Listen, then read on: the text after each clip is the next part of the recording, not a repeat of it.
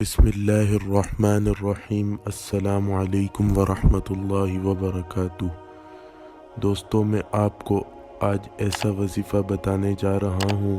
کہ لوگوں کے دلوں میں محبت یا آپس میں محبت کیسے پیدا ہو۔ محبت اور اتحاد پیدا کرنے کا بہت ہی بہترین قرآنی عمل آج آپ کو بتاؤں گا کہ آج ہمارے ہاں اکثر انسانوں میں محبت کی کمی ہے، دلوں میں نفرت ہوتی ہے اور زبان سے محبت کا انسان اظہار کرتے ہیں، اور یہ چیزیں معاشرے میں پہلے بہت تھوڑی ملتی تھی کہ لوگ اس طرح دل اور زبان کا تضاد رکھتے تھے،